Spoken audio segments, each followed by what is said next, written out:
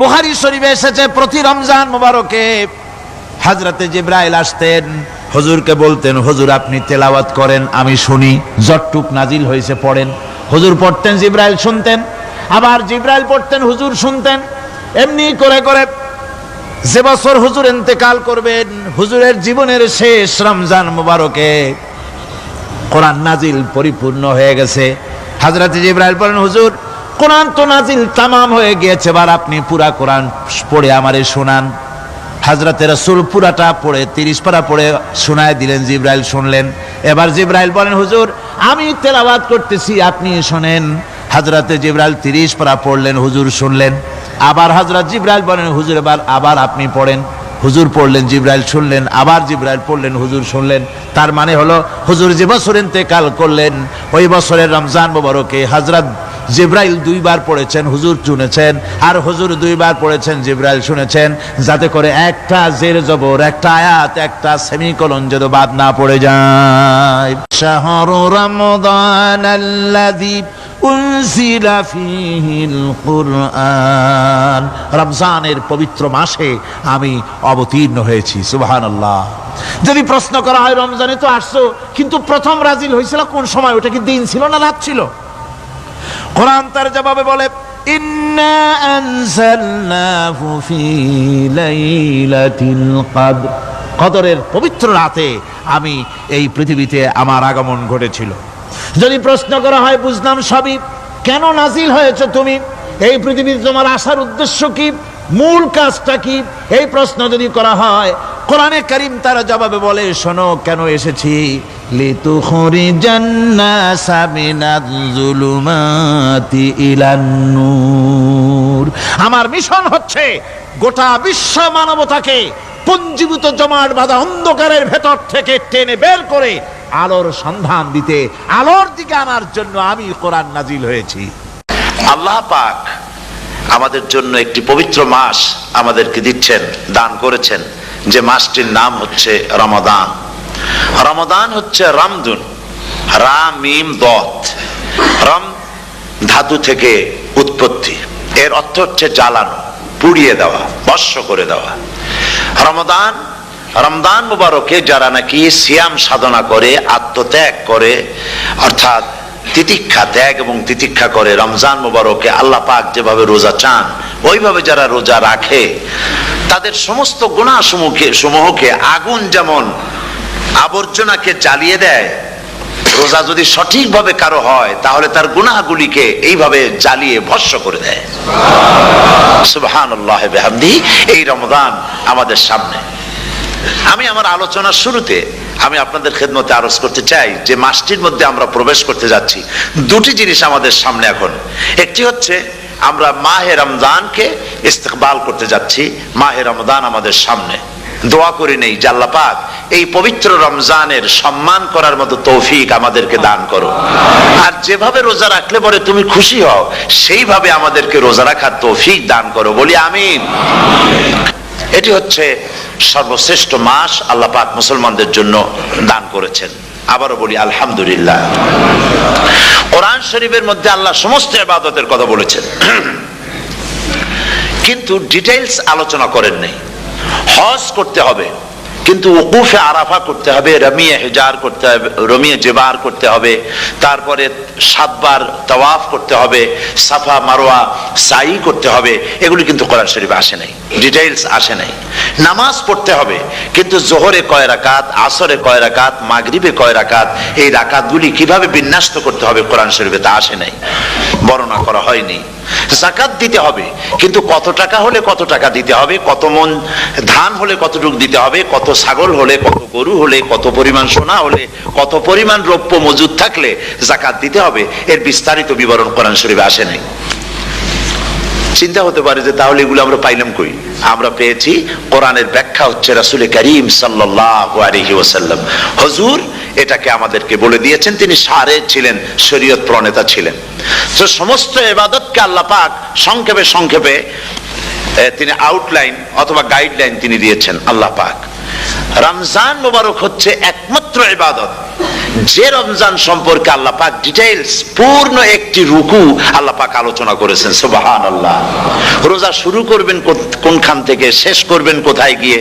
সফরে প্লেনে যখন চলবেন তখন আপনার রোজার অবস্থা কি হবে? যদি দেশে যান তখন কি হবে? অসুস্থ হলে কি হবে? কিভাবে রোজা রাখবেন, কিভাবে রোজা ভাঙবেন, তারপরে কখন শুরু হবে, কখন কি হবে ইত্যাদি বিস্তারিত বিবরণ। রোজার মতো করে এত অন্য কোন ইবাদতের ব্যাপারে আল্লাহ এতটা বলেন নাই যতটা বলেছেন রোজার ব্যাপারে। তাহলে নিশ্চয়ই বুঝতে পারছেন রোজাটা অত্যন্ত গুরুত্বপূর্ণ ইবাদত। সবটাই গুরুত্বপূর্ণ, কিন্তু রোজাটা আল্লাহর কাছে বেশি গুরুত্বপূর্ণ। সুবহানাল্লাহ। আচ্ছা, বেশি গুরুত্বপূর্ণ কেন সে কথা কি বলবো? অবশ্যই বলবো। বেশি গুরুত্ব এই কারণে, আল্লাহ পাক বলেছেন, এটা হচ্ছে হাদিসে কুদসি। আল্লাহ পাক বলেছেন, আস-সাওমু লি ওয়া আনা আজজি বিহি। অন্য রিওয়ায়াতে এসেছে ওয়া আনা উজজা বিহি। আস-সাওমু লি, রোজা হলো আমার জন্য। কে বলতেছেন বলুন তো? আল্লাহ পাক বলছেন রোজা হচ্ছে আমার জন্য, রোজার পুরস্কার আমি দেব। অন্য বর্ণনায় এসেছে রোজা আমার জন্য আর রোজাদারের পুরস্কার আমি আল্লাহ নিজেই পুরস্কার। সুবহানাল্লাহ, সুবহানাল্লাহ। তাহলে প্রশ্ন আসে, আল্লাহ পাক বলছেন রোজা আমার জন্য, আস-সাওমু লি। আল্লাহ তো একথা কোথাও বলেন না আজ-যাকাতুলি, আস-সালাতুলি, আল-হাজ্জুলি। রোজা আমার কি বলে, যাকাত আমার জন্য, হজ আমার জন্য, নামাজ আমার জন্য, একথা কিন্তু আল্লাহ বলেন নাই। অবশ্যই আমরা যাকাত হোক, নামাজ হোক, হজ হোক কার জন্য করি? আল্লাহর জন্য করি। রমজানের ব্যাপারে আল্লাহ খাস করেছেন যে আস-সাওমু লি, রোজা আমার জন্য। এই কথাটার অর্থ কি, তাৎপর্য কি, ব্যাখ্যা কি, সিগনিফিকেন্স কি? এর সিগনিফিকেন্স হচ্ছে এই যে প্রত্যেকটা ইবাদতের দুটি ধরন আছে। কয়টা ধরন বলুন তো? দুটি ধরন। একটি ধরন হচ্ছে বাহ্যিক আর একটা হচ্ছে আভ্যন্তরীণ। প্রত্যেকটা ইবাদতের দুটি দিক আছে, একটা মানুষকে দেখানো আর একটা ভেতরের। যেমন নামাজ, একটি লোক নামাজ পড়ে না, কিন্তু এমন একটা সমাবেশের মধ্যে পড়ে গেছে সবাই নামাজ পড়ে। এখন আমি যদি নামাজ না পড়ি তাহলে লোকে বলবে কি? তখন উজু আছে কি না আছে দাঁড়ায় গেল, আল্লাহু আকবার। তাহলে দেখা গেল নামাজ আল্লাহর জন্য পড়ে, আবার মানুষের জন্য দেখাবার জন্য করে। যাকাত এটা দেয় মানুষে, তার নিয়তটাকে আল্লাহ পাক ভালো জানেন। কিন্তু কিছু লোক তেমন আছে যাকাতের নামে লুঙ্গি, আমাদের দেশে আছে, এখানে কি করে আমি জানি না, লুঙ্গি শাড়ি কিনে তারপরে বাড়িতে সব জমা করে এরপরে গরিবদের দাওয়াত দেয় এবং সকলকে দেখায় এভাবে লুঙ্গি দিল, শাড়ি দিল, লোকেরা দেখলো যে যাকাত দিল, খুব যাকাত দিয়েছে। কোরবানির ব্যাপারে এভাবে বিরাট একটা গরু কিনলো, কিনে মানুষকে দেখাইলো। চট্টগ্রামে আছে সবচেয়ে বড় দামের গরু একটা কিনে গরুর গলায় মালা একটা পরাইয়া তারপরে শহর ঘুরায়। এখন অবশ্য এটা কমে গেছে আগের থেকে অনেক। মানুষ দেখুক যে অমুকে এই গরুটা কোরবানি করেছে। এটা কি কোরবানির জন্য হলো না মানুষকে দেখাবার জন্য হলো? হজ, টাকা আছে, লোকেরা বলবো কি যে এত টাকার মালিক তাও হজে যায় না, সুতরাং যাই একটু হজ করে আসি।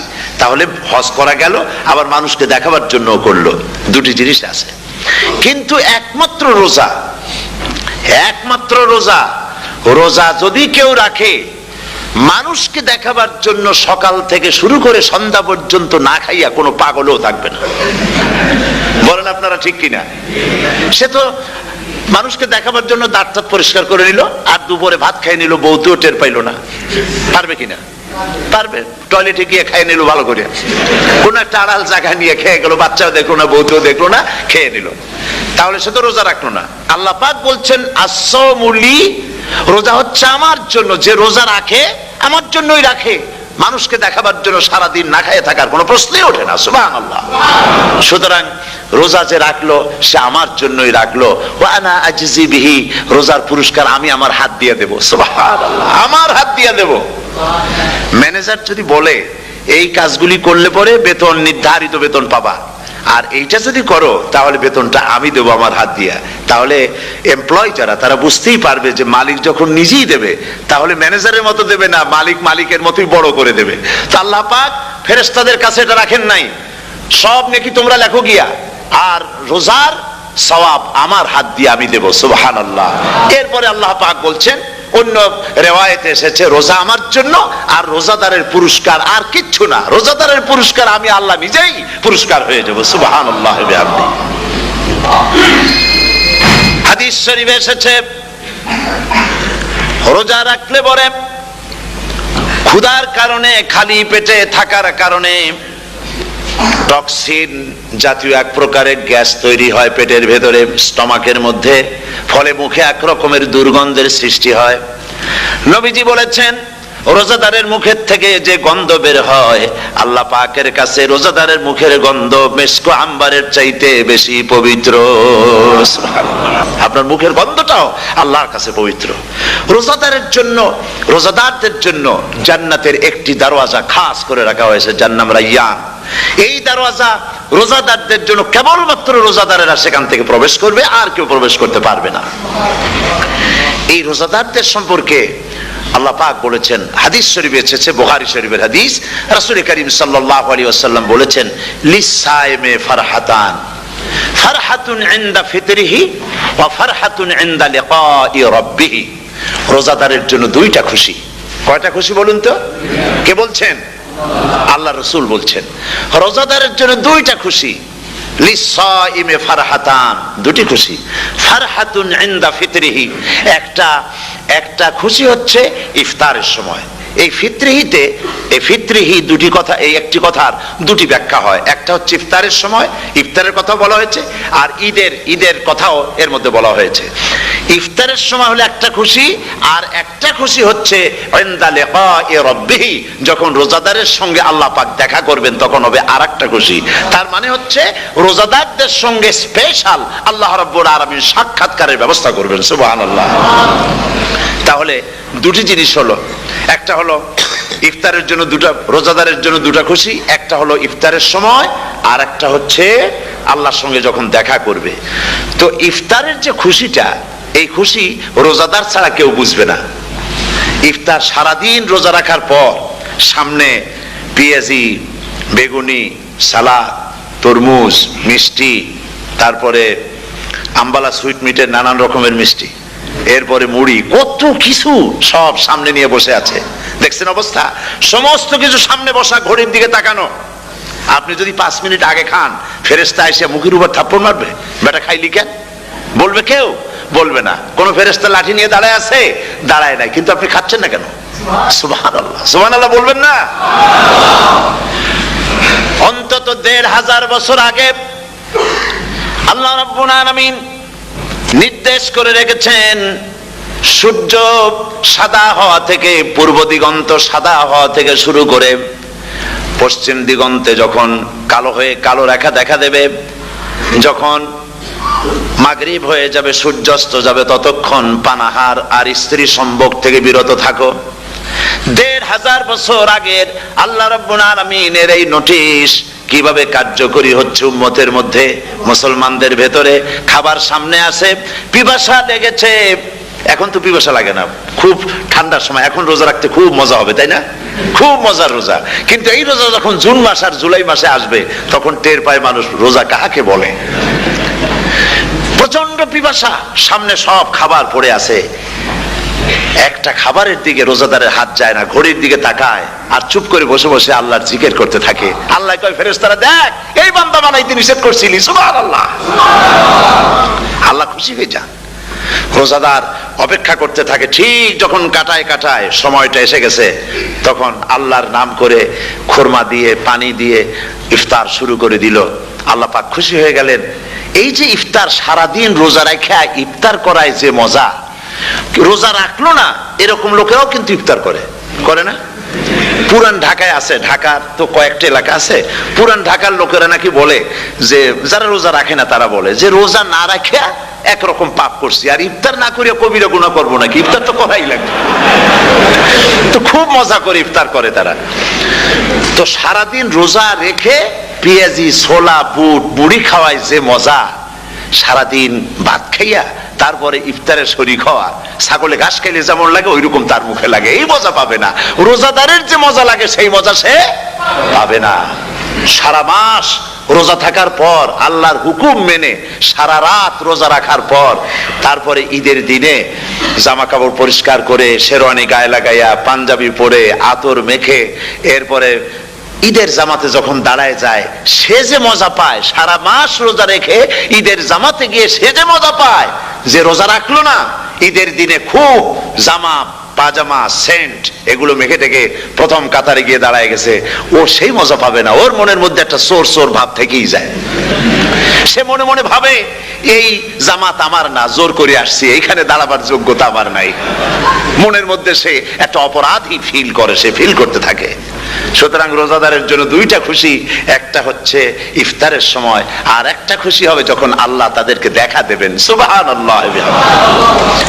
এই রোজা আল্লাহ পাক দান করেছেন। আচ্ছা, কি জন্য রোজা আমাদের দিলেন? এই জন্য দিয়েছেন যে একটা মাস পৃথিবীর মুসলমানরা না খেয়ে থাকুক দিনের বেলায়, ওই না খেয়ে থাকার যে খাবারগুলি বাঁচবে এগুলি আল্লাহ অন্য কোন এলাকার মানুষদের খাওয়াবেন নাকি? এই জন্য করেছেন রোজা, এই জন্য করেন নাই। রোজার ফজিলত আল্লাহর নবী বলেছেন, রমজান মুবারকের এত ফজিলত, মানুষ যখন কোন ইবাদত করে আল্লাহ পাক সেই ইবাদতের নেক আমলের সওয়াব 10 থেকে শুরু করে 700 পর্যন্ত বাড়ায় দেন। 10 থেকে শুরু করে 700 বাড়ায় দেন, ইল্লা সাওম, রোজা ছাড়া। নবীজি বলেছেন, রমজান মুবারকে কেউ যদি একটি নফল কাজ আদায় করে, একটি নফল ইবাদত করে, অন্য মাসের একটি ফরজ আদায় করার সওয়াব আল্লাহ পাক নামায় আমলে দিয়ে দিবেন। রমজান মুবারকে কেউ যদি একটি ফরজ আদায় করে, অন্য মাসের 70টি ফরজ আদায় করার মতো সওয়াব আমলনামায় আল্লাহ দিয়ে দিবেন। সুবহানাল্লাহ। এই মাস আমাদের সামনে, আল্লাহু আকবার বলি, আল্লাহু আকবার বলি, আলহামদুলিল্লাহ। এই পবিত্র মাস আমাদের সামনে।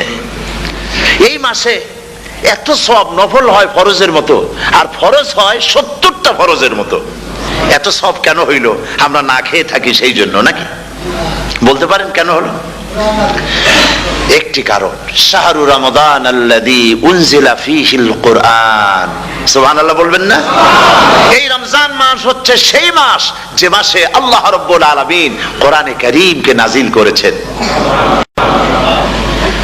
এই মাসের মধ্যে একটি রাত আছে, খায়রুম মিন আলফি শাহর, যে রাতটি 1000 মাসের চাইতে বেশি গুরুত্বপূর্ণ আল্লাহর কাছে। সুবহানাল্লাহ। একটি রাত 1000 মাসের চাইতে গুরুত্বপূর্ণ। 1000 মাস ক্যালকুলেটর দিয়ে হিসাব করলে দেখা যায় যে 1000 মাসে 83 বছর 4 মাস হয়। তাহলে তার অর্থ কি এই যে একটানা 83 বছর 4 মাস ইবাদত করলে যে সওয়াব হবে, এই রাত্রে ইবাদত করলে সেই সওয়াব হবে? হতে পারে, এরকম হতে পারে, কিন্তু ব্যাখ্যাটা কি? ব্যাখ্যাটা হচ্ছে এই, আরবিতে আলফুন শব্দ দিয়ে 1000 বোঝানো হয় না। আরবিতে যখন আলফুন বলা হয় তাহলে বোঝা যায় সংখ্যাধিক্য, বিপুল সংখ্যা, হাজার হাজার হাজার হাজার, থাউজেন্ডস এন্ড থাউজেন্ডস। এইটাকে বোঝাবার জন্য আরবিতে ব্যবহার করা হয় আলফুন, হাজার হাজার। তাহলে আল্লাহ কি বুঝাতে চাচ্ছেন? আল্লাহ রাব্বুল আলামিন তিনি আয়াত দ্বারা বুঝাতে চান, এর ব্যাখ্যা হচ্ছে এই পৃথিবীর মানবতার কল্যাণের জন্য, এই পৃথিবীর মানুষের ভালাইয়ের জন্য, মঙ্গলের জন্য হাজার হাজার মাস ধরে এই পৃথিবীর মানুষের যে কল্যাণ হয় নাই, এই রমজান মুবারকে একটা রাত আছে যেই রাতে আল্লাহ রাব্বুল আলামিন মানবতার সেই কল্যাণ করেছেন। সেই কল্যাণ কি দিয়ে করেছেন? শাহরু রমাদান আল্লাযী উনজিলা ফীহিল কোরআন, কোরআন নাজিল করে পৃথিবীর মানুষকে সেই কল্যাণ আল্লাহ দিয়েছেন। সুবহানাল্লাহ। বন্ধুগণ, কোরআন, কোরআন কি নিয়ামত আমাদের কাছে! সেই নিয়ামতকে আমরা চিনলাম না, আমরা বুঝতে পারলাম না কত বড় নিয়ামত আল্লাহ আমাদের দান করেছেন। এই কোরআন যেন আপনি শুনতে পারেন, পড়তে পারেন, বুঝতে পারেন, সেই জন্য আল্লাহ রাব্বুল আলামিন শরিয়াত কি সুন্দর ব্যবস্থা করেছে। কোরআন শোনার জন্য রমজান মুবারকে তারাবিহের নামাজের ব্যবস্থা করা হয়েছে। সুবহানাল্লাহ, সুবহানাল্লাহ। যারা সব সময় পড়তে পারেন না, কোরআন তেলাওয়াত জানেন না, অথবা সারা বছরও এক খতম কোরআন শরীফ পড়া হয় না, শরিয়াত কি সুন্দর বিধান করলো যে আপনি যেন 30 পারা কোরআন শরীফ শুনতে পারেন। এই ব্যবস্থা তারাবিহের নামাজের মধ্যে শরিয়াত করে দিয়েছে। আলহামদুলিল্লাহ, আলহামদুলিল্লাহ। যাদের টাকা কড়ি আছে আমি তাদেরকে অনুরোধ করব, যদি পারেন তাহলে মেহেরবানি করে রমজান মুবারকে উমরা পালন করবেন। আমি উমরার নিয়ত করে এসেছি, ঢাকা থেকে উমরার নিয়ত করে এসেছি, আপনাদেরকে দেখে গেলাম, আর আমি এখান থেকে ডাইরেক্ট মদিনা মুনাওয়ারায় চলে যাব ইনশাআল্লাহ। লাইলাতুল কদর পর্যন্ত হারামাইন শরীফাইনে কাটাতে চাই, নিয়ত করেছি। আপনারা দোয়া করুন আল্লাহ যেন কবুল করেন। কি মজা যখন আপনি হারামাইন শরীফাইনে যখন তেলাওয়াত শুনবেন, আপনার কাছে মনে হবে যেন কোরআন শরীফ নাজিল হতেছে। সুবহানাল্লাহ। সেখানে তো নামাজের পরে হাত তুলে মোনাজাত করা হয় না, শুধুমাত্র রমজান মুবারকে বেতেরের নামাজের মধ্যে ইমাম সাহেব হাত তুলে মোনাজাত করেন। গত বছর রমজান মুবারকের লাইলাতুল কদরে আমি ছিলাম, গত কয়েক বছর ধরে আল্লাহ যাওয়ার তৌফিক দিয়েছেন দয়া করে। সেখানে লাইলাতুল কদরে পত্রিকাগুলি লিখেছে 30 লাখের উপরে লোক ছিল মক্কা শরীফের হারাম শরীফে, 30 লাখের উপরে। যখন তেলাওয়াত হচ্ছে, মোনাজাত করতেছেন ইমাম সাহেব কাঁপতেছেন, মোনাজাত করতেছেন, কাঁদতেছেন, আর গোটা হারাম জুড়ে কান্নার রোল পড়ে গিয়েছে। কিভাবে কাঁদতেছে! সারাদিন মানুষ রোজা রেখে তারপরে ইফতার করতে যখন বসে, আমি সেই জান্নাতের কথা কেমনে আপনাদের বুঝাবো? রসগোল্লা কেমন লাগে বক্তৃতা দিয়ে 6 ঘন্টা বক্তৃতা দিয়েও বোঝানো যাবে না। যদি মুখের মধ্যে ঢুকাইতে পারি তাহলে বুঝবেন যে মজাটা কি। এটা তো আমি বুঝাইতে পারবো না কি মজাটা লাগে। সারাদিন রোজা রাখার পর সমস্ত লক্ষ লক্ষ মুসল্লিরা বসে আছে মক্কা শরীফে, কাবা শরীফ সামনে, এখানে বসে আছে।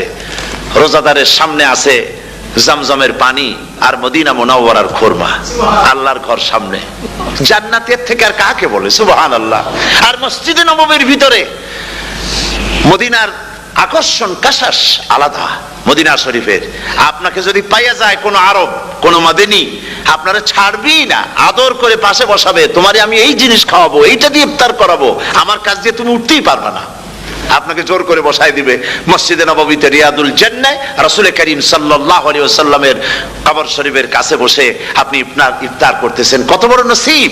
সেই জন্য আমি বলি, হলিডে করার জন্য আমেরিকা, সিঙ্গাপুর, হাবিজাবি এই সমস্ত ঘুরে কোনো লাভ নাই। হলিডে করতে চান, রমজান মুবারকে চলে যান হারামাইন শরীফাইন, মদিনা আল মুনাওয়ারা, মক্কা আল মুকাররমা। কপাল খুলে যাবে, জিন্দেগীর সমস্ত গুনাহ খাতা আল্লাহ পাক maaf করে দিবেন। রাসূল করিম সাল্লাল্লাহু আলাইহি ওয়াসাল্লাম বলেছেন, রমজান মুবারকে যে উমরা করলো সেজন্য হজ আদায় করলো। সুবহানাল্লাহ।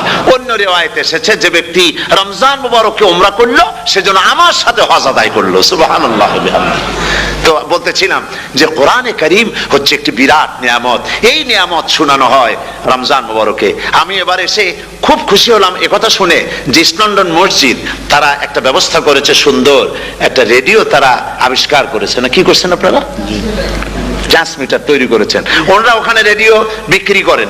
আপনারা বহুটা খরচ করেছেন, তারা হাজার হাজার পাউন্ড খরচ করে টাওয়ার বানিয়েছেন এবং একটা ফ্রিকোয়েন্সি তারা নিজেরা নিয়েছেন, আর রেডিওগুলি 125 পাউন্ড করে ওনারা দিচ্ছেন খরচ হিসেবে।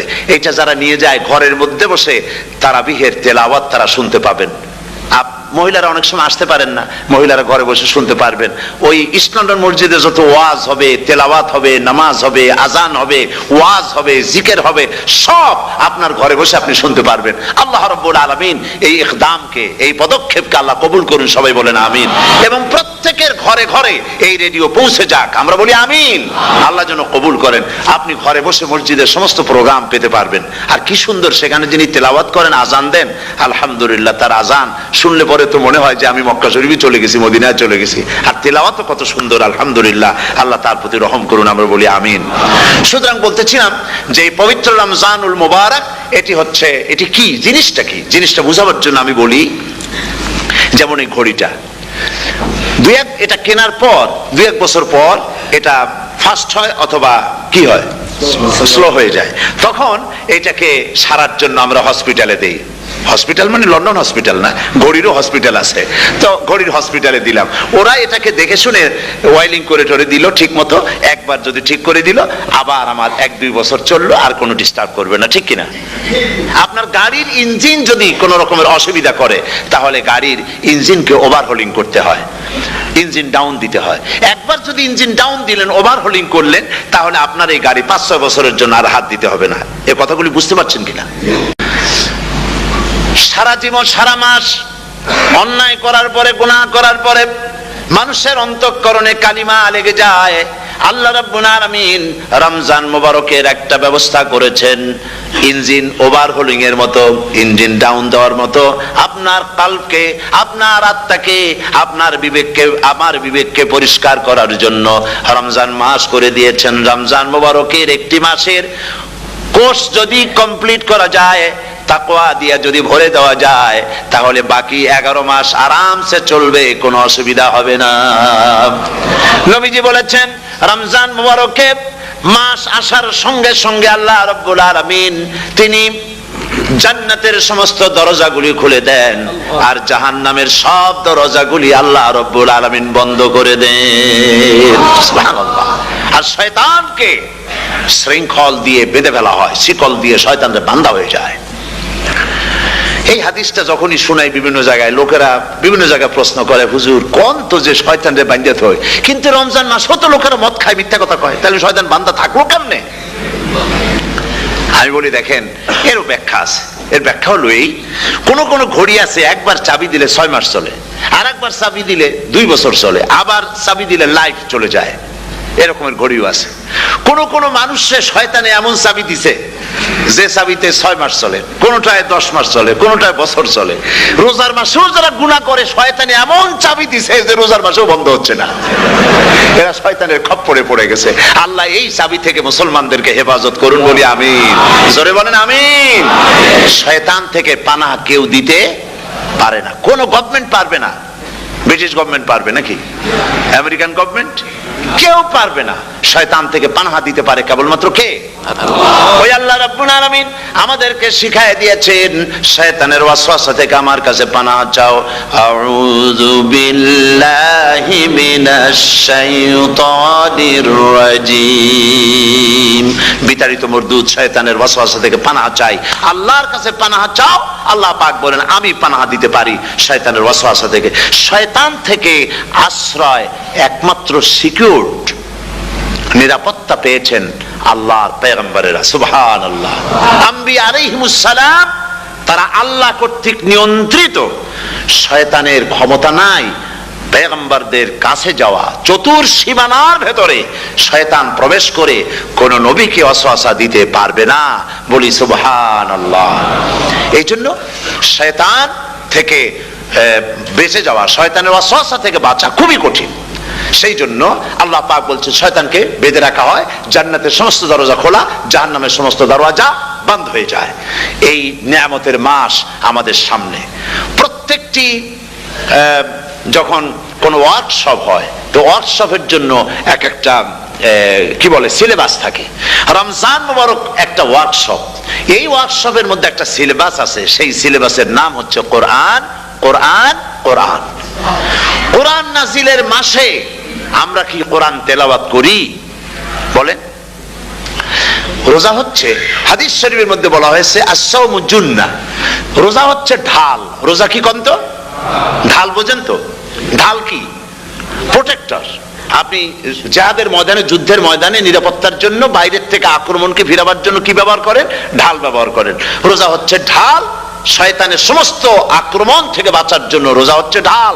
রোজার দিনে কেউ যদি আপনার সাথে ঝগড়া করে, তাহলে রাসূল বলেছেন তুমি বলো, তুমি ঝগড়ায় প্রবৃত্ত হবে না। তোমার সাথে যদি কেউ ঝগড়া করে, তুমি বলবে ইন্নী সাইম, আমি রোজাদার। আমি তোমার মতো ঝগড়া করতে আমিও পারি, আমি তোমার মতো গালাগালি দিতে পারি, কিন্তু আমি দেব না, ঝগড়াও করব না, গালিও দেব না, মারামারিও করব না, কারণ আমি রোজাদার। সুবহানাল্লাহ।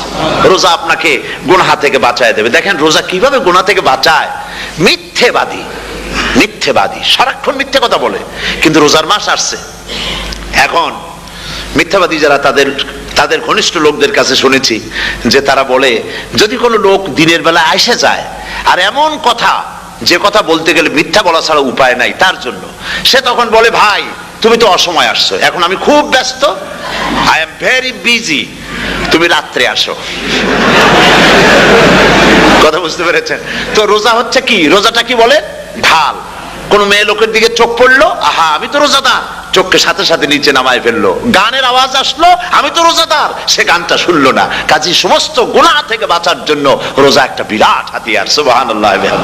এই মাসে আল্লাহ রব্বুল আলামিন এই মাসটা, এই রোজাটা কেন দিয়েছেন? লাআল্লাকুম তাত্তাকুন, ইয়া আইয়ুহাল্লাযীনা আমানু কুতিবা আলাইকুমুস সিয়ামু কামা কুতিবা আলাল্লাযীনা মিন ক্বাবলিকুম লাআল্লাকুম তাত্তাকুন। হে বিশ্বাসীরা, তোমরা যারা ঈমান এনেছো, শোনো, আমি রোজাকে তোমাদের জন্য ফরজ করেছি, যেমন করে ফরজ করেছিলাম তোমাদের পূর্বপুরুষদের উপরে। রোজা শুধু আমাদের উপরে ফরজ হয়েছে তা না, আমাদের আগে যারা যেসব নবীরা আসছিলেন তাদের উপর রোজা কি ছিল? ফরজ ছিল। সুতরাং এই রোজা তোমাদের উপরে ফরজ, এই জন্য লাআল্লাকুম তাত্তাকুন, যাতে করে তোমরা কি হতে পারো? পরেজগার হতে পারো। কি হতে পারো? পরেজগার, মুত্তাকি হতে পারো, আল্লাহকে ভয় করতে পারো। একমাত্র আল্লাহর ভয় মানুষকে ভালো বানাতে পারে। একটা মানুষ জান্নাতে যাওয়ার জন্য, জাহান্নাম থেকে বাঁচার জন্য একটা জিনিস, কয়টা জিনিস বলেন? একটি জিনিস যদি ভেতরে থাকে তাহলে সমস্ত গুনাহ থেকে বাঁচতে পারে। আর একটি জিনিস যদি না থাকে তাহলে এমন কোনো কাজ নাই পৃথিবীতে যা সে করতে পারে না। সেই কাজটার নাম কি? তাকওয়া। সবাই বলেন, কাজটার নাম কি? তাকওয়া। যদি ভেতরে আল্লাহ পাকের ভয় থাকে, রব্বুল আলামিন আমাকে দেখছেন, তিনি আমাকে শুনতেছেন, এই ভয় যদি অন্তঃকরণের ভিতরে থাকে তাহলে এই লোকটি কোনো গুনাহের কাজ করতে পারবে না, মিথ্যা বলতে পারবে না, ওজনে কম দিতে পারবে না, খাদ্যে ভেজাল দিতে পারবে না, শয়তানি বদমাশি করতে পারবে না। আর যদি এই জিনিসটির অভাব থাকে, যদি তাকওয়া না থাকে, তাহলে সমস্ত অন্যায় কাজ সে করতে পারবে। এই জন্য আল্লাহ রাব্বুল আলামিন বলেন, রোজা এই জন্য দান করেছে যাতে করে, রোজার মাস এই জন্য দিলাম, লাআল্লাকুম তাত্তাকুন, তোমাদের ভিতরে তাকওয়ার সৃষ্টি হয়। এই ওয়াজ আমি আপনাদের সামনে অনেকবার করেছি। হযরত ওমর রাদিয়াল্লাহু তাআলা আনহু রাতের বেলায় ঘুরতে ঘুরতে দেখেন এক বাড়িতে আলো জ্বলছে, শেষ রাত। এই রাত্রে বাড়িতে আলো জ্বলে কেন? ভাবলেন কোনো অসুখ বিসুখ হলো নাকি। তো উনি কাছে গেছেন, গিয়ে কান পেতে শুনতেছেন। বাড়ির মালিক বুড়ি তার যুবতী মেয়েকে ডেকে বলছে, মা ওঠো, তাড়াতাড়ি ওঠো। কেন? কয় যে সকাল তো হয়ে গেল, দুধ দই এনেছি, আমি দুধ এনে রাখছি, এখন তুমি পরিমাণ মতো সবটা পাত্রে পানি দিয়ে ভরে দাও, তাহলে ওজন বেশি হবে আর আমরা ভালো লাভ করতে পারবো। মেয়ে বলছে, মা তুমি বলো কি, এটা আমার দ্বারা সম্ভব না। কেন সম্ভব নয়? হযরত ওমর এক ফরমান জারি করেছেন, তিনি বলেছেন তিনি পানিতে, দুধের মধ্যে পানি মিশাতে নিষেধ করেছেন।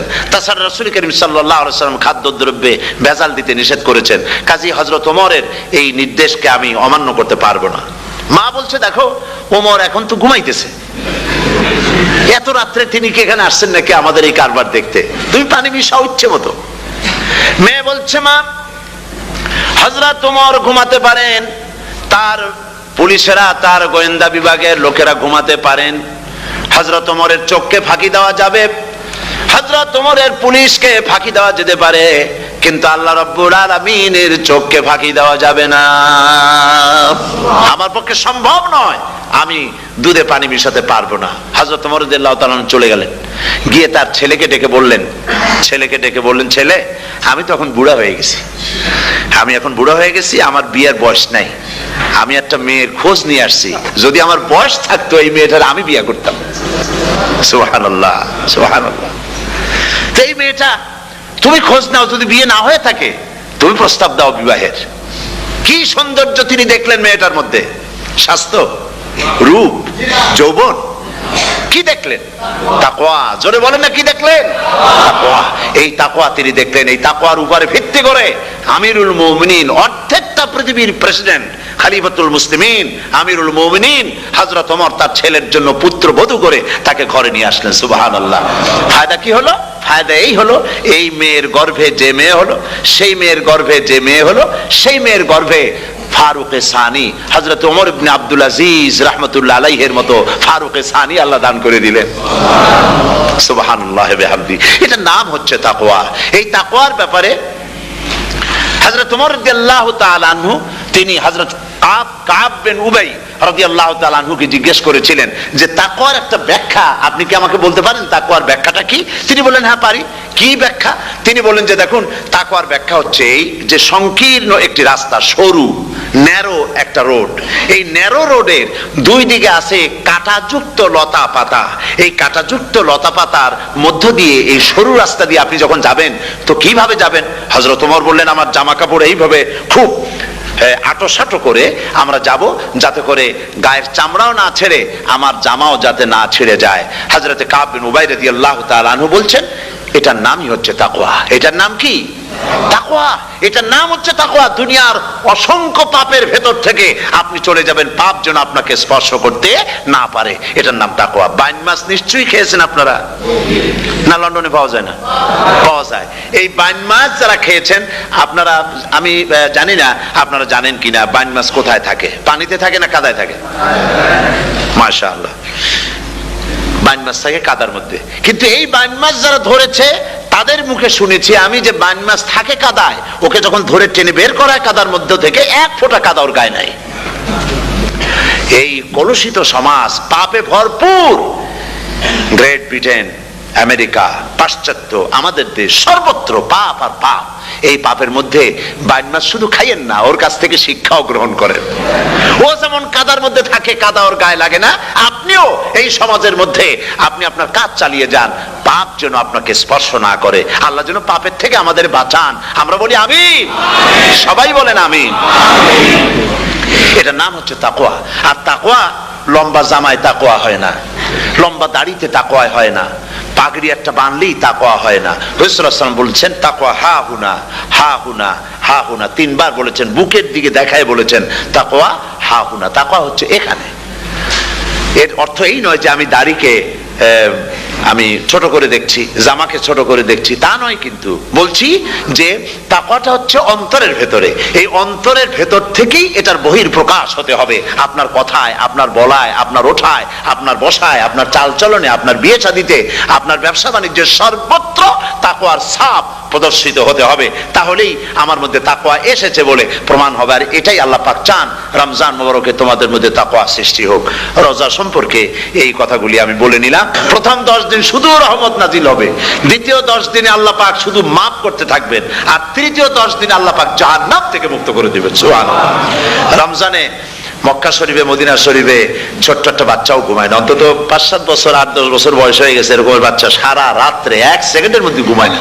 সমস্ত লোক জাগে, ফজরের নামাজ পড়তে থেকে ঘুমায়, সব সমানে 2 হাতে নেকি কামাই করে।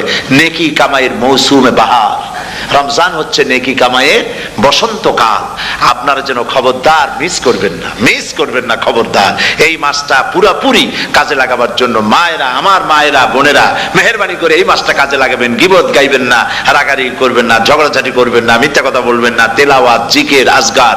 আর পুরুষেরাও এই জিকির আজগারের মধ্যে, মানুষকে ভালো কাজের আদেশ করার মধ্যে যা আজকে আল্লাহ আমার দিয়ে বলাইলেন, এই কাজগুলি আমি এবং আপনারা সবাই যেন আমল করতে পারি। আল্লাহ তৌফিক দান করুন। আপনারা এই মোনাজাতের পরে যে যে এলাকায় গিয়ে জামাতে এশার নামাজটা আদায় করবেন, এখানে নামাজের কোনো ব্যবস্থা করা যায় নাই বলে আমরা দুঃখ প্রকাশ করছি। পাশে যেখানে মসজিদ পান, জামাতে এশার নামাজটা খবরদার আদায় করে নেবেন, নামাজ ছেড়ে দেবেন না। 5 ওয়াক্ত নামাজ সঠিকভাবে আদায় করবেন। আর মদের ব্যবসা যাদের আছে, মদের ব্যবসা ছেড়ে দিবেন। আর মদের চাকরি যারা করেন, সেখান থেকে এই চাকরি উঠাইয়া কোনো ভালো জায়গায় চাকরি করার জন্য চেষ্টা করবেন। জেনা, ব্যভিচার, নাচ, গান ইত্যাদি, তাস, পাশা, জুয়া, অন্যায় কাজে যাব না। আল্লাহ যেন কবুল করেন, বলেন আমিন। বলেন সবাই আমিন। এটাই কাজ। শিরক এবং বিদআতের বাড়ির কাছেও আমরা কেউ যাব না। এই তওবা করে খাঁটি মুসলমান হইতে হবে। আমরা কতদিন বাঁচবো জানি না। আল্লাহ পাক যেন আমাদেরকে ঈমানের সাথে রাখেন। যাদের মুখে দাড়ি নাই, আল্লাহ পাক তাদের মুখে দাড়ি লাগায় দিক, বলি আমিন। আপনারা চেষ্টা করেন রসুলের এই সুন্নতটা আমল করার জন্য। যেহেতু আমরা মারা যাব, চিরদিন বাঁচবো না, তো আল্লাহ রসুলের কাছে কেমনে আমরা আমাদের চেহারা দেখাবো? জামায়, দাড়িতে, টুপিতে, পর্দায়, মেয়ে লোকদের পর্দা করার মধ্যে, সবটার মধ্যে রাসূলুল্লাহর সুন্নত যেন আমরা আমল করতে পারি। আল্লাহ যেন তৌফিক দেন। হুজুর বলেছেন, হুজুর তো কোন কলেজে পড়েন নাই। কি বলেন, কলেজে পড়েছেন? কোন কলেজে মাদ্রাসায় পড়াশোনা করেন নাই। অথচ আল্লাহর নবী বলেছেন, ইন্নামা বুইস্তু মুআল্লিমান, আমি শিক্ষক হিসাবে দুনিয়ার বুকে প্রেরিত হয়েছি। লেখাপড়া কোথাও করেন নাই, অথচ হুজুর বলছেন আমি শিক্ষক। অর্থাৎ গোটা পৃথিবীর সর্বকালে, সর্বযুগের মহান শিক্ষক হচ্ছেন মুহাম্মদ রাসূলুল্লাহ সাল্লাল্লাহু আলাইহি ওয়াসাল্লাম। শিক্ষা তার মধ্যে পরিপূর্ণ ছিল। আল্লাহ তাকে শিখিয়েছেন, সব কথা তিনি বলেছেন, জ্ঞানের কোনো অভাব তার কাছে ছিল না। তবে হ্যাঁ, অনেকে বলে অনেকে বলে যে মুহাম্মদ সাল্লাল্লাহু আলাইহি সাল্লাম হচ্ছেন সেই পুরানা মধ্যযুগীয় ব্যাপার স্যাপার। ওই মধ্যযুগীয় কোনো কথা আজকের যুগে চলতে পারে না, এটা হলো জ্ঞান বিজ্ঞানের যুগ। আমরা কিছু মঙ্গল গ্রহে যাব করতেছি, চাঁদ দখল করে ফেলেছি সেই কবে, চাঁদে পতাকা উড়ায় ফেলেছি, বাড়িঘর বানাবার জন্য ইট সিমেন্ট রড সবকিছু পাঠাবার ব্যবস্থা হচ্ছে চাঁদে। আর মঙ্গল গ্রহে তো আমরা যাব করছি। মুহাম্মদ সাল্লাল্লাহু আলাইহি সাল্লাম কি চাঁদে নেমেছেন কখনো? এগুলি বেকুবদের প্রশ্ন। কাদের প্রশ্ন? বেকুবদের প্রশ্ন। আর মিয়া তোমার বিজ্ঞান তো গেছে শুধু চাঁদে। চাঁদ কত দূর? মাত্র 2,32,000 মাইল দূরে। চাঁদ মাত্র 2,32,000 মাইল দূরে একটি উপগ্রহ মাত্র। পৃথিবীর সবচাইতে নিকটতম প্রতিবেশী, নিকটতম উপগ্রহ হচ্ছে চাঁদ। দৃষ্টান্ত দিতে গিয়ে আমি ওই ছোট্ট স্টোরিটি বুঝাবার জন্য মানুষের সামনে বলি।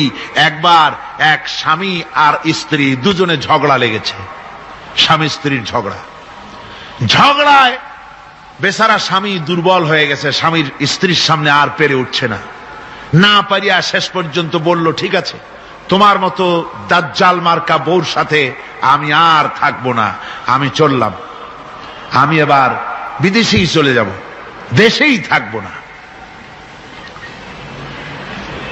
স্ত্রী কিছু বলতেছে না। স্বামী দেখে যে সন্ধ্যা পর্যন্ত স্ত্রী তাকে সাধেও না, মহা সমস্যা। বলেও বেচারা মুসিবতে পড়েছে, প্রেস্টিজ কনসার্ন হয়েছে, ইজ্জতের ব্যাপার। শেষ পর্যন্ত জায়নামাজ বালিশ টালিশ পেঁচাইয়া বিদেশের উদ্দেশ্যে নিজেকে তৈরি করে বারান্দায় নেমে বলল যে মাগরিবের রক্ত যখন হয়েই গেল, মাগরিবটা পড়ে নেই। মাগরিব পড়েছে, দোয়া তাসবিহ ইত্যাদি পড়ছে, দেখেনি স্ত্রীর পক্ষ থেকে কোনো কি দাওয়াত আসে যে আপনার যাইয়া কাম নাই। তো স্ত্রী বেচারিও বুঝে ফেলেছে তার স্বামীর দৌরত্ব কত দূর, সেই জন্য সেও আর কিছু ক্ষয় ঠয় না। এশা রক্ত যখন হয়ে গেছে তখন বিড়বিড় করে স্বামী বেচারা বলছে, মানুষ নাকাউয়ার জাত, সন্ধ্যার আগে ছিলাম কোথায় আর এখন আসলাম কোথায়। বউ ঘরে বসে কয় যে বুঝছি, আর যাওয়া লাগবে না বিদেশে।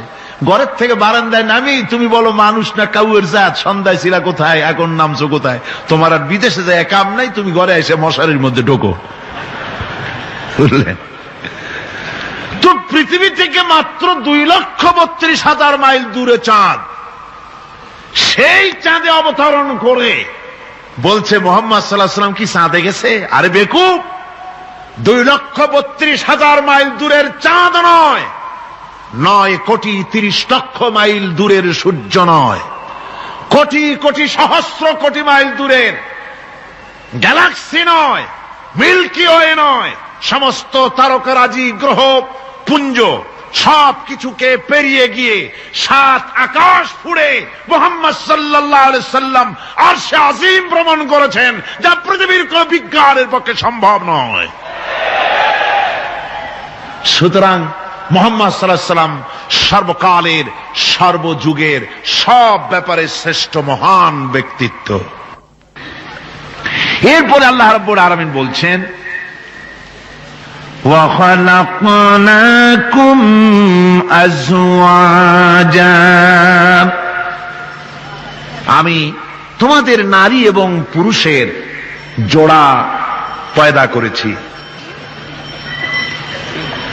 অর্থাৎ এই পৃথিবীতে আল্লাহ রাব্বুল আলামিন মানুষের একটি সেক্স পয়দা করেন নাই, দুটি প্রকার করেছেন, একটি হচ্ছে নারী আর একটি পুরুষ। এই নারী আর পুরুষ আল্লাহ পাকের এটি একটি বিরাট কুদরত। এই নারী এবং পুরুষ সৃষ্টি করে পরস্পরের প্রতি আল্লাহ আকর্ষণ সৃষ্টি করেছেন। দুজনের একের প্রতি অপরের আকর্ষণ আল্লাহ পাক নিজেই সৃষ্টি করে দিয়েছেন। ওয়ামিন আয়াতিহি আন খালাকা লাকুম মিন আনফুসিকুম আজওয়াজান লিতাসকুনু ইলাইহা ওয়াজআলা বাইনাকুম মাওয়াদ্দাতাও ওয়া রাহমা। আমার অনেক নিদর্শনাবলীর মধ্যে এটিও একটি নিদর্শন যে আমি তোমাদের থেকে তোমাদের স্ত্রীদেরকে তোমাদের জোড়া পয়দা করেছি। আর কি করেছি, কেন করেছি? লিতাসকুনু ইলাইহা, যাতে করে তোমরা পরস্পর পরস্পরের কাছ থেকে শান্তি, প্রীতি, প্রেম, ভালোবাসা, মহব্বত লাভ করতে পারো। এটা আমার নিদর্শন একটি। কিরকম নিদর্শন? ভিন্ন পরিবেশে লালিতা পালিতা একটি মেয়ে ভিন্ন পরিবেশে লালিত পালিত একটি পুরুষের সঙ্গে যখন বিবাহ হয়ে যায়, আল্লাহ রাব্বুল আলামিন বলেন আমি তখন একের প্রতি অপরের মহব্বত আর ভালোবাসা আমি আল্লাহ তৈরি করে দেই। ওই মেয়েটি জানার কথা না, মেয়েটির বাড়ি হচ্ছে লংলা, শ্রীমঙ্গল, বিয়ে হয়েছে দিনাজপুর।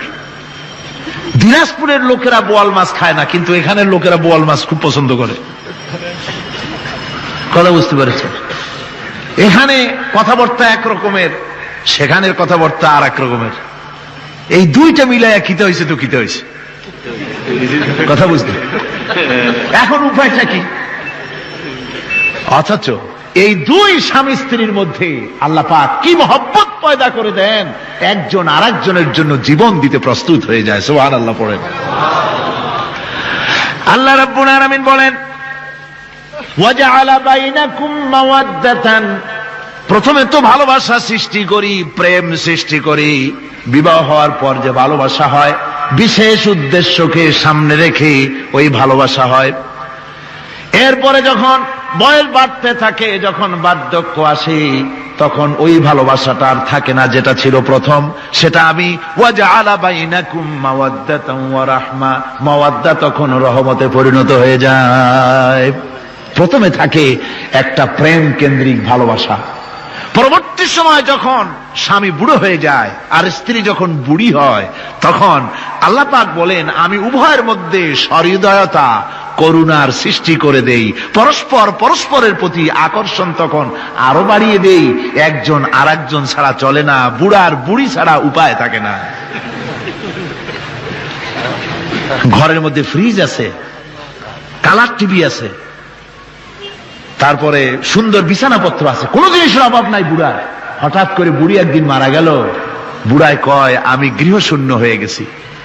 সব আছে, তারপরেও যে গৃহশূন্য হয়ে গেছি, তার মানে গৃহের প্রাণটাই চলে গেছে।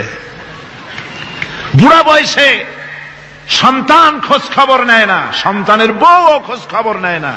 বুড়ার গরম পানিটা, উজুর পানিটা, তার খাবারটা, তার পানটা, তার যা প্রয়োজন বুড়ি সব এগিয়ে নিয়ে আসে। আর বুড়াও বুড়ির জন্য তখন প্রথম জীবনের চাইতে আরো বেশি মহব্বত বাড়ে, বুড়ির দিকে খোঁজ খবর আরো বেশি করে নেয়। ঠিক কিনা কন? বুঝবেন যারা বুড়া আর বুড়ি আছেন। আল্লাহ পাক বলেন এটা আমি করি। কে বলছেন এ কথা? আল্লাহ পাক বলছেন আমি করি। এ মহব্বত আল্লাহর দান। দেখুন রাসূল করিম সাল্লাল্লাহু আলাইহি ওয়াসাল্লামের ঘরে দৌলত ছিল না, কিন্তু মহব্বত দিয়ে ঘরটা ভরা ছিল। সুবহানাল্লাহ বিহামদি। দৌলত ছিল না, মহব্বত দিয়ে ভরা ছিল। হযরত আয়েশা সিদ্দিকা রাদিয়াল্লাহু তাআলা আনহা বলেছেন আমি গ্লাসে পানি পান করে রেখে দেওয়ার পর রাসূলুল্লাহ গ্লাসটা হাতে নিয়ে আমি যেখানে ঠোঁট লাগিয়ে পানি পান করেছি, আল্লাহ নবী ওইখানেই ঠোঁট লাগায়া পানি পান করতেন। মুহাব্বত। হযরত আয়েশা বলেন আমি গোশত খেয়ে, হাড্ডি খেয়ে হাতে ধরে রেখেছি, খাবো বা রাখবো। আল্লাহ নবী তখন আমার হাতের থেকে গোশত বা হাড্ডিটা আমার হাত থেকে নিয়ে আমি গোশতের যে অংশে কামড় দিয়েছি, রাসূলুল্লাহ সেখানে মুখ লাগিয়ে খেতেন। দৌলত ছিল না হুজুরের ঘরে এক ফোঁটাও, কিন্তু মহব্বত ছিল ঘরটা ভরা। হযরত আয়েশা বলেছেন রাসূলুল্লাহ কাজ করে কষ্ট করে ঘরের ভিতরে ফিরে যখন দেখেছেন রান্না বান্না সারা হয় নাই, হুজুর ক্ষুধার্ত অথচ আমার রান্না শেষ হয় নাই, নবীজি রাগ করেন নাই, অসন্তুষ্ট হন নাই, ভুরু কুঞ্চিত করেন নাই, চোখ গরম করেন নাই, বরং আমার কাছে বসে রান্না বান্নায় আমাকে আল্লাহর নবী, বিশ্ব নবী মুহাম্মদ রাসূলুল্লাহ সাল্লাল্লাহু আলাইহি ওয়াসাল্লাম আমাকে সহযোগিতা করেছেন। স্বামী স্ত্রীর ভালোবাসা হচ্ছে স্বর্গীয় নিয়ামত, জান্নাতের নিয়ামত। সুবহানাল্লাহ পড়েন।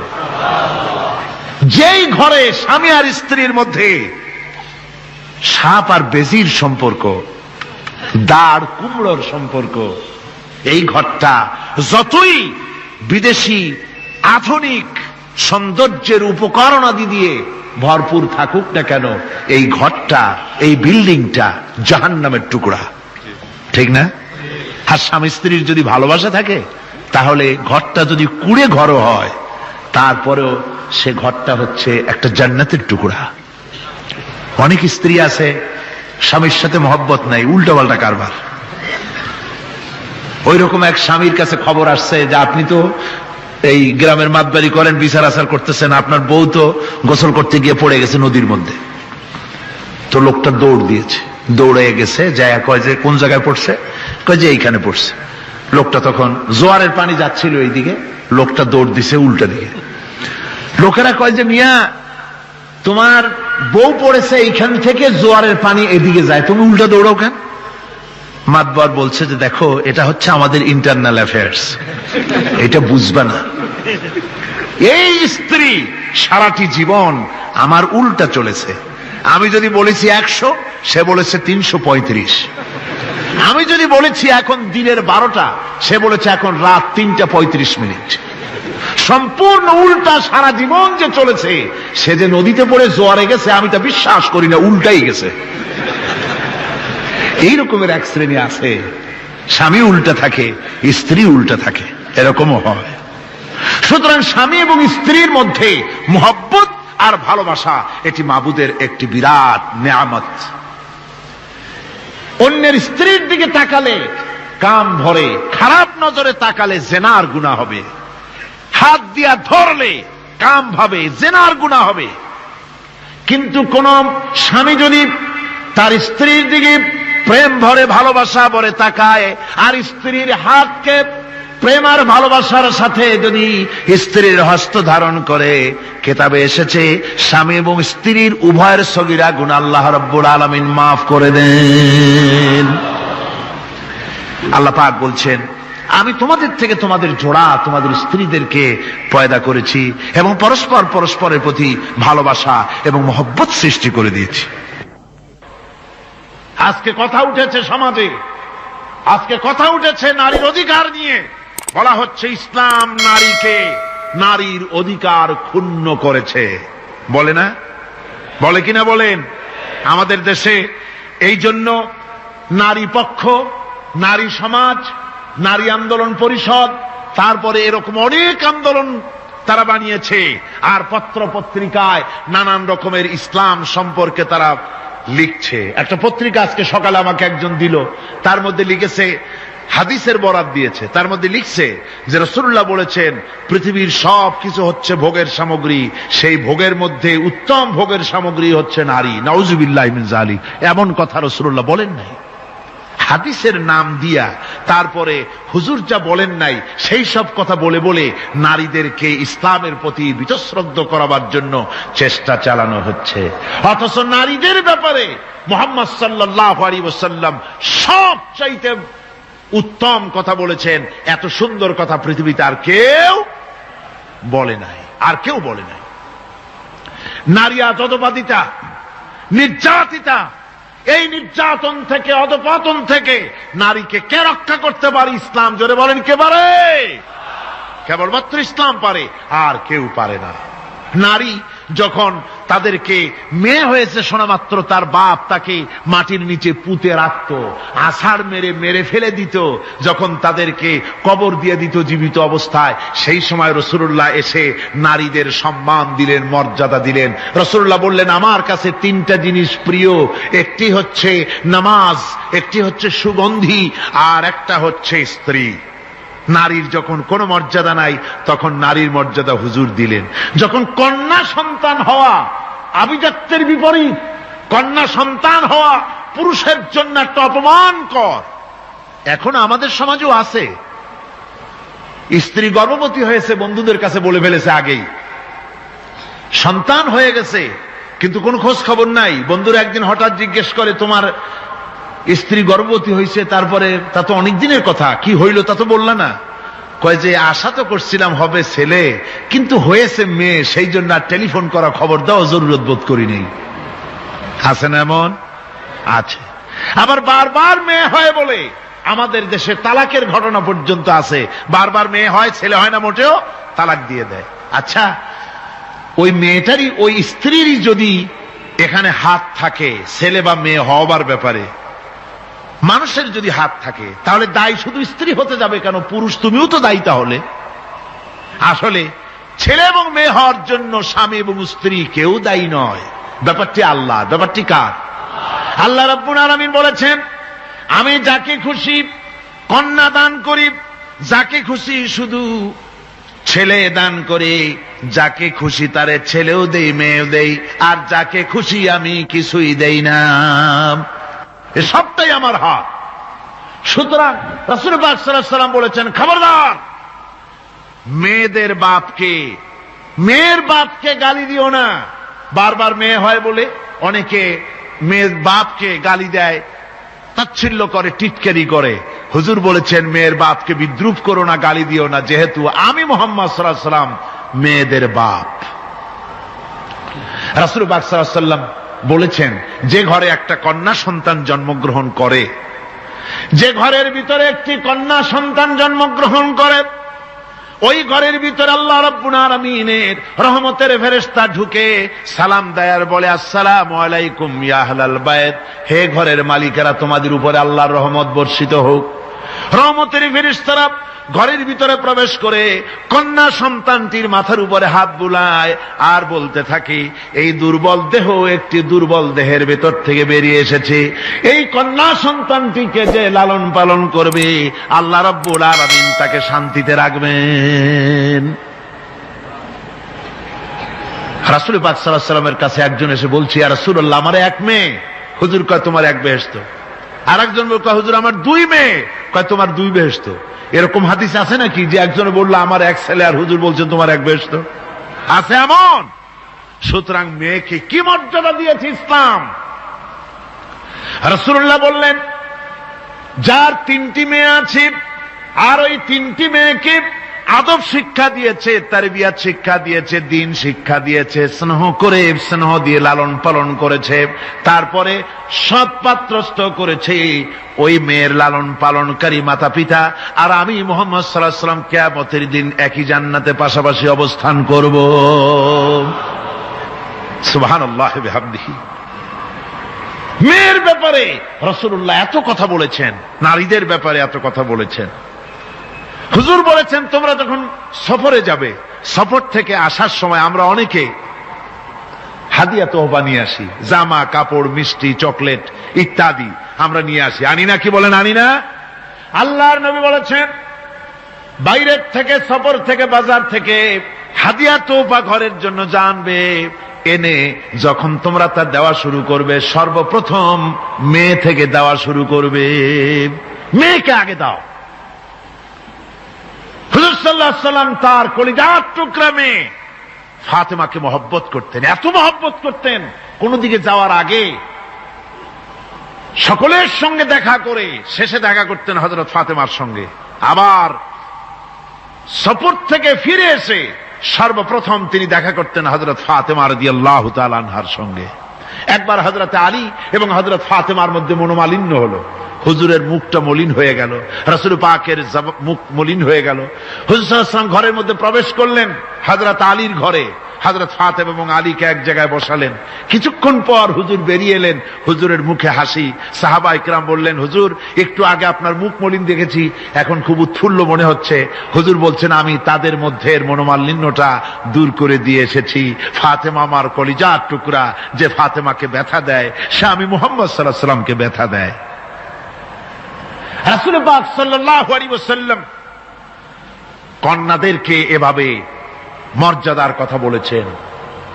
এই কন্যা আস্তে আস্তে যখন বড় হয়ে যায়, যখন বধূ হয়, বধূ হিসেবে তার মর্যাদা ইসলাম কতখানি দিয়েছে, রাসূল পাক সাল্লাল্লাহু আলাইহি ওয়াসাল্লাম কতখানি দিয়েছেন আপনারা লক্ষ্য করেন। হাদিস শরীফ পড়া নাই, জানা নাই বলে আজকে এক শ্রেণীর নারীরা তারা কমিউনিস্টদের খপ্পরে পড়ে, সমাজতন্ত্রের খপ্পরে পড়ে, নাস্তিকদের খপ্পরে পড়ে গোটা মহিলা সমাজকে চেষ্টা করতেছে ইসলাম থেকে দূরে সরাবার জন্য। ঠিক কিনা কও?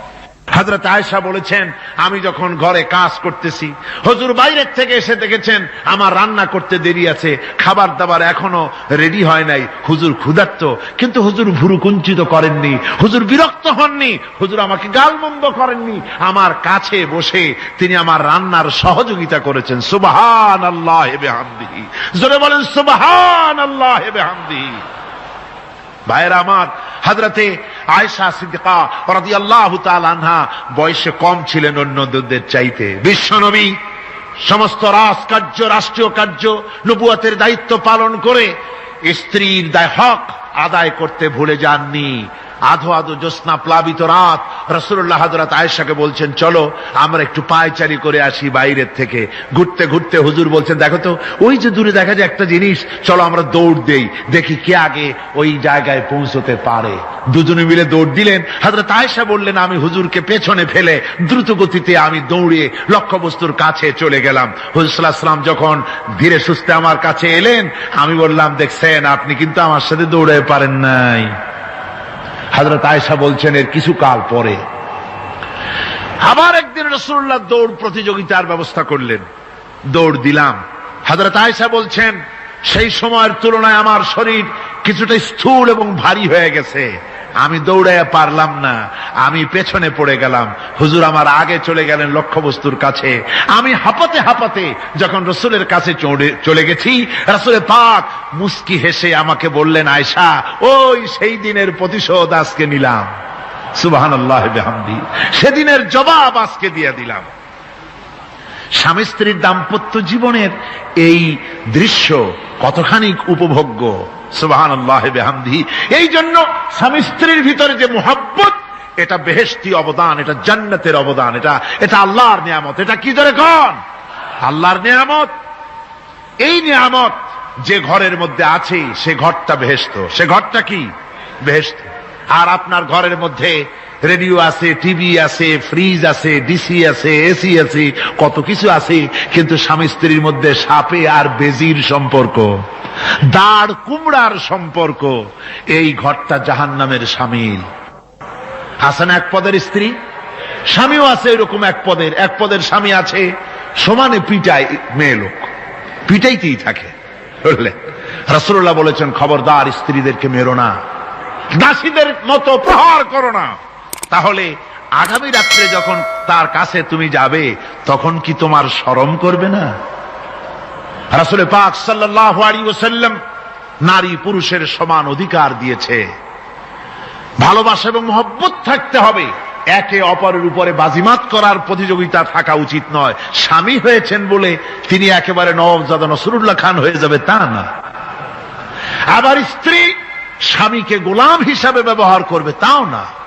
ভালোবাসা, শ্রদ্ধা, পারস্পরিক মহব্বত হিসাবে মর্যাদা সমান রাখা হয়েছে। কিন্তু মাঝে মধ্যে দেখা যায়, কিছু অভিযোগ পাওয়া যায়, স্ত্রীরা এমনও করে স্বামীকে একেবারে গোলামদের মতোই রাখে। এই রকমের এক শ্রেণীর আছে।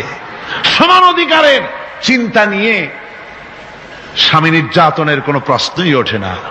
রাসূলুল্লাহ আবার মর্যাদা পুরুষের এক ধাপ বাড়ায় দিয়েছেন। আল্লাহর নবী বলেছেন, এই পৃথিবীতে মানুষকে যদি আমি মানুষের সামনে সেজদা করার জন্য যদি অর্ডার করতাম, তাহলে দুনিয়ার সমস্ত নারীদেরকে অর্ডার করতাম তার স্বামীকে সেজদা করার জন্য। মর্যাদা বাড়ানো রয়েছে, কিন্তু অধিকার সমান, সমান অধিকার দেওয়া হয়েছে। ইসলাম নারীর অধিকার দিয়েছে, স্বামী স্ত্রীর মহব্বত এবং ভালোবাসা সৃষ্টি করে দিয়েছেন। এটা আল্লাহর নিয়ামত। আমার বন্ধুগণ, আজকে আমার সমাজে বলা হচ্ছে নারীদেরকে ঠকাইছে ইসলাম। বলে কি দিয়ে ঠকানো হলো? বলে ইসলাম ঠকিয়েছে একটা ছেলে সমান দুইটা মেয়ে। একটা ছেলেতে যা পাবে দুইটা মেয়েতে তাই পায়, এই জন্য মেয়েকে ঠকানো হয়েছে। একথা বলেছেন আমাদের দেশের সুপ্রিম কোর্টের একজন চিফ জাস্টিস, অবসরপ্রাপ্ত, নাম নেব না আমি। তো আমরা এটা শোনার পরে বললাম যে বাংলাদেশ পৃথিবীর দ্বিতীয় বৃহত্তম মুসলিম দেশ, এই দেশের সুপ্রিম কোর্টের চিফ জাস্টিস হয়ে কোরআন সম্পর্কে জ্ঞান এত নগণ্য, এত কম, এত পুর। তার জ্ঞানের এই বহর দেখে আমাদের শুধু করুণাই হয়। কোরআনে কারীমের এক জায়গায় তিনি দেখেছেন এক ছেলে সমান 2 মেয়ে, কিন্তু মেয়েকে যে আরো অনেক জায়গা থেকে দেওয়া হয় তা কি লক্ষ্য করো নাই? ছেলে তো এক জায়গায় পিতার কাছ থেকে বোনের ডাবল পেল, বোনের তুলনায় বেশি পেল এক জায়গায়, কিন্তু বোনকে মেয়েকে অনেক জায়গা থেকে আল্লাহ দেওয়ার ব্যবস্থা করেছেন। এই মেয়ে লোককে পিতার কাছ থেকে পাবে, স্বামীর কাছ থেকে পাবে, ছেলের কাছ থেকে পাবে, ভাইয়ের কাছ থেকে পাবে, মায়ের কাছ থেকে পাবে। 5 জায়গা থেকে পাওয়ার ব্যবস্থা আল্লাহ তাকে করে দিয়েছেন। জোরে বলেন সুবহানাল্লাহ। 5 জায়গা থেকে তার পাওয়ার ব্যবস্থা আছে। এক জায়গায় একটু ছেলেকে বেশি দিয়েছে, দেখি তার চোখ কাড়া হয়ে গেছে। আল্লাহর উপরে কমেন্ট করতেছে, নাউযুবিল্লাহি মিন যালিক। নারীকে ইসলাম সবচাইতে বেশি অধিকার দিয়ে তাকে প্রতিষ্ঠিত করেছে, সবচাইতে বেশি অধিকার তার। সব জায়গায় তাকে প্রতিষ্ঠিত করা হয়েছে। নারীদেরকে মহারণা দেওয়া ফরজ করে দেওয়া হয়েছে। নামাজ রোজা যেমন ফরজ, মহারণা দেওয়া তেমন কি? সেই মহারণা আজকাল বাঁধা হয়, বিশেষ করে রাজধানীতে, শহর সমূহে মহারণা বাঁধে। যত বেশি টাকা ততই সুনাম নাকি হয়। সেই জন্য জিজ্ঞেস করা হয়, মেয়ের বিয়েতে মহারণা কত হলো? কয় মহারণা হচ্ছে 5,73,793 টাকা 75 পয়সা। বাবা, আদায় করে না কিন্তু মোটেও, ফাঁকি দেওয়ার ব্যবস্থা সব। সোনা দিলাম এত, খাওয়াইলাম এত, বাকি সব ইদিক সেদিক। মনে রাখবেন মুসলমানেরা, মহারণা দেওয়া নামাজ রোজার মতোই অবশ্য পালনীয় একটি কর্তব্য আল্লাহ রাব্বুল আলামিন করে দিয়েছেন। কোন স্বামী যদি মহারণা ধার্য করার পর যদি আদায় না করেন, স্ত্রী যদি স্বেচ্ছায় মহারণার টাকা মাফ না করে দেয়, তাহলে কিয়ামতের দিন ওই স্বামীকে আল্লাহর দরবারে জেনাকারের কাতারে দাঁড়াতে হবে। ربنا ظلمنا أنفسنا وإن لم تغفر لنا وترحمنا لنكونن من الخاسرين সবাই পড়েন ربنا ظلمنا أنفسنا وإن لم تغفر لنا وترحمنا لنكونن من الخاسرين ربنا ظلمنا أنفسنا وإن لم تغفر لنا وترحمنا لنكونن من الخاسرين রব্বুল আলামিন প্রচন্ড ঠান্ডাকে উপেক্ষা করে হাজার হাজার নারী পুরুষ স্টেপনি গ্রিন স্কুলে আল্লাহ তোমার কোরআন শোনার জন্য, তোমার নবীর হাদিস শোনার জন্য দীর্ঘক্ষণ বসে আছেন। এতক্ষণ আমরা যে আলোচনা করলাম, দরুদ ও সালাম পড়লাম, মেহেরবানি করে সওয়াবটুকু রাসূল করিম সাল্লাল্লাহু আলাইহি ওয়াসাল্লামের রূহ মুবারকে পৌঁছায় দাও। তামাম পৃথিবীর মাটির নিচে যত মুমিন মুমিনাত শুয়ে আছেন, আল্লাহ তাদের আরওয়ার পরে সওয়াব পৌঁছায় দাও। রব্বুল আলামিন, আমরা সবাই মিলে আজকে দোয়া করি, আমাদের মধ্য থেকে আমাদের আব্বা জান আর আমাদের মা যাদের মারা গেছে, কবরগুলিকে জান্নাতের টুকরায় পরিণত করে দাও। ও রব্বির হামহুমা কামা রাব্বায়ানি সগীরা। সবাই পড়েন রব্বির হামহুমা কামা রাব্বায়ানি সগীরা। আয় আল্লাহ তাআলা, আত্মীয় স্বজন যদি বিদেশে থাকে, টেলিফোনে খোঁজ খবর পাওয়া যায়, চিঠি দিয়েও 6 মাস 1 বছরে খোঁজ খবর নেওয়া যায়, কিন্তু আমাদের মা বাপ যাদের দুনিয়া থেকে বছরের পর বছর হলো বিদায় হয়ে গেছে, টেলিফোন বা চিঠিপত্রের কোনো সিস্টেম নাই, কোনো কায়দা নাই, কোন হালতে কবরে আছে জানি না। আল্লাহ তুমি দয়া করে আমাদের বাপ জান যাদের মারা গেছে, আল্লাহ কবরটারে বেহেশত বানাইয়া দাও। রব্বুল আলামিন, জনম দুঃখিনী মা, আমাদের মা যাদের মারা গেছে, 10টা মাস পেটের মধ্যে থেকে মাকে হাঁটু দিয়ে, পাও দিয়ে, মাথা দিয়ে, গুতা দিয়ে কষ্ট দিয়েছি। আবার মা ডেলিভারিতে নিদারুণ কষ্ট করেছেন, যা মা ছাড়া কেউ বুঝবে না। এরপরে 2.5 বছর পর্যন্ত মায়ের বুকের দুধ চুষে চুষে খেয়ে মাকে বিরক্ত করেছি, পেশাব পায়খানা করে মাকে কষ্ট দিয়েছি। আল্লাহ তাআলা, আমাদের মা বাপ অনেকেরই গরিব ছিল, খাট নাই, বিছানা নাই, তোষক ছিল না, কোন রকম করে আয় আল্লাহ তাআলা বিছানায় শোয়া থাকতো, পেশাব করে, ছেলে মেয়ে পেশাব করে বিছানা ভিজায় দিয়েছে, মা নিজে আঁচলটা ভিজা আঁচলের উপরে শুয়ে ছেলেকে মেয়েকে বুকের উপরে করে সারাটা রাত কাটায় দিয়েছে। এই মা যার দুনিয়া থেকে বিদায় হয়ে গিয়েছে, আল্লাহ দয়া করে কবরটাকে জান্নাতের টুকরা বানাইয়া দাও। আয় আল্লাহ তাআলা আমাদের মা বাপ যাদের মারা গেছে তাদের উপর তোমার রহমত নাজিল করো। আমাদের দাদা দাদি নানা নানি আত্মীয় স্বজন পাড়া প্রতিবেশী যারা মারা গেছে তাদের উপরে রহম করো রব্বুল আলামিন। আয় আল্লাহ তাআলা আমরা যারা হাত তুলেছি, তোমার বান্দা বান্দিরা হাত তুলেছে, তুমি আরশে আজিম থেকে একটু তাকায় দেখো, আমরা কোন রাজা বাদশার কাছে হাত তুলি নাই, আমরা কোন প্রধানমন্ত্রী প্রেসিডেন্টের কাছে হাত তুলি নাই, কোন পীর বুজুর্গের কাছে হাত তুলি নাই, আমরা হাত তুলেছি শাহানশাহ রব্বুল আলামিনের দরবারে। রব্বুল আলামিন আমরা যতগুলি লোক হাত তুলেছি এর মধ্যে জিনাকার থাকতে পারে, মদখোর থাকতে পারে, বেনামাজি থাকতে পারে, সুদখোর থাকতে পারে, আল্লাহ কত রকমের গুনাহ করে আমরা হাত তুলেছি। আল্লাহ তুমি যদি দয়া করো আজকে আমাদের এই লোকগুলি কি তোমার বান্দা বান্দি গুলারে যদি মাফ করে দাও, আকাশের জমিনে এমন কেউ নাই যার কাছে তোমার জন্য কৈফিয়ত দেওয়া লাগে। রব্বুল আলামিন দয়া করে আমাদের জিন্দেগির গুনাহ মাফ করে দাও। আল্লাহ তাআলা আমার মা বোনেরা কষ্ট করে এই ঠান্ডাকে উপেক্ষা করে যারা এসেছেন, আল্লাহ তুমি মা বোনদের হায়াত দারাজ করে দাও, মা বোনদেরকে পর্দায় থাকার তৌফিক দিয়ে দাও। আয় আল্লাহ মা বোনদের এমন জীবন যাপন করার তৌফিক দাও যাতে করে কিয়ামতে হযরত আয়েশা, হযরত খাদিজা, হযরত ফাতেমার সঙ্গে হাসর নসিব হয়ে যায়। আল্লাহ যে সমস্ত মা বোনদের বিয়ে হয়েছে বাচ্চা হয় নাই, আল্লাহ তুমি তাদেরকে নিঃসন্তানীকে বাচ্চা দিয়ে দাও। যাদের মেয়ে বড় হয়েছে বিয়ে দিতে পারে না, বিয়ের বন্দোবস্ত করে দাও। রব্বুল আলামিন মা বোনদের যাদের রোগ আছে ব্যাধি আছে, আল্লাহ দয়া করে সব অসুখ মাফ করে দাও। আল্লাহ আমরা যারা হাত তুলেছি ঋণগ্রস্তদের ঋণ পরিশোধের তৌফিক দান করে দাও। আল্লাহ তাআলা অসুখ বিসুখ যাদের আছে মাফ করে দাও। যারা নাকি হালাল ব্যবসা করে হালাল ব্যবসা বরকত দিয়ে দাও।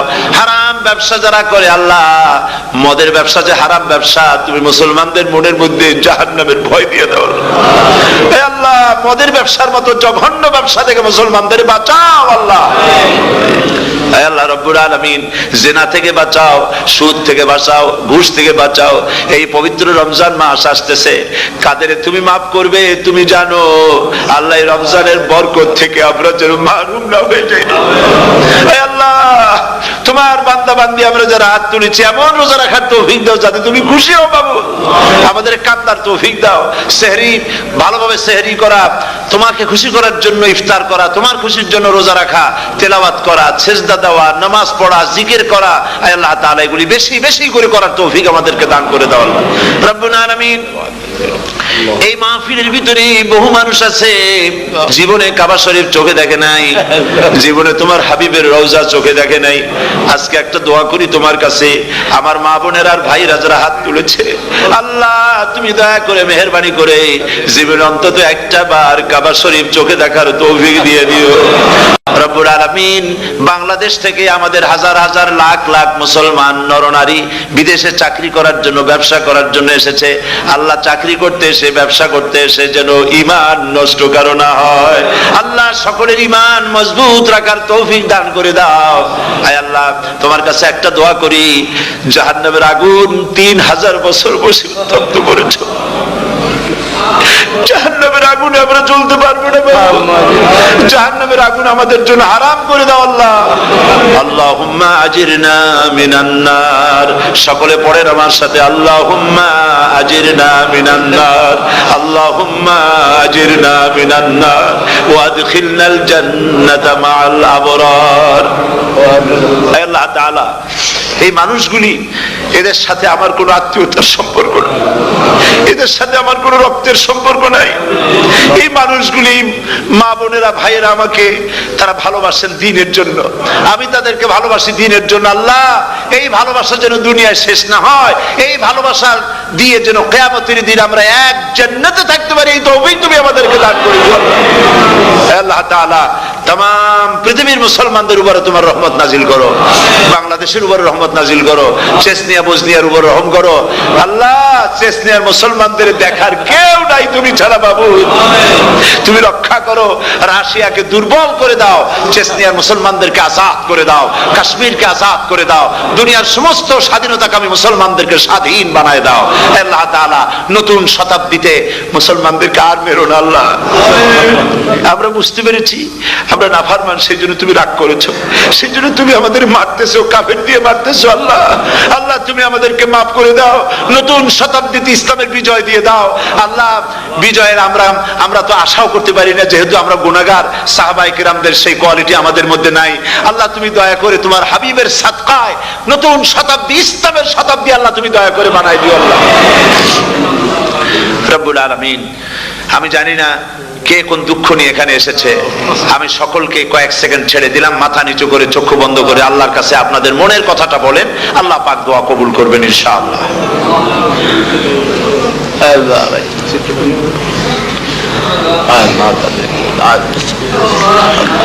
আল্লাহ তাআলা তোমার বান্দারা বান্দিরা মনে মনে যে যা চাইলো আল্লাহ সকলের নেক আশা তুমি পুরা করে দাও।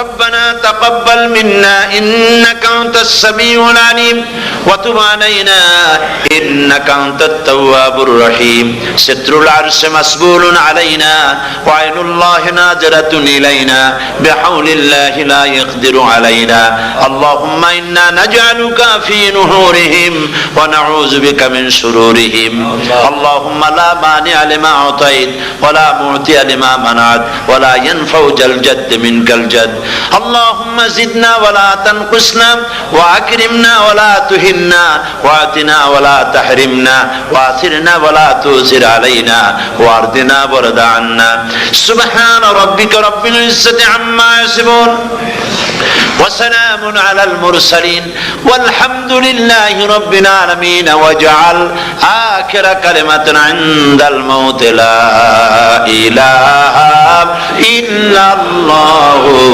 محمد رسول الله السلام عليكم ورحمة الله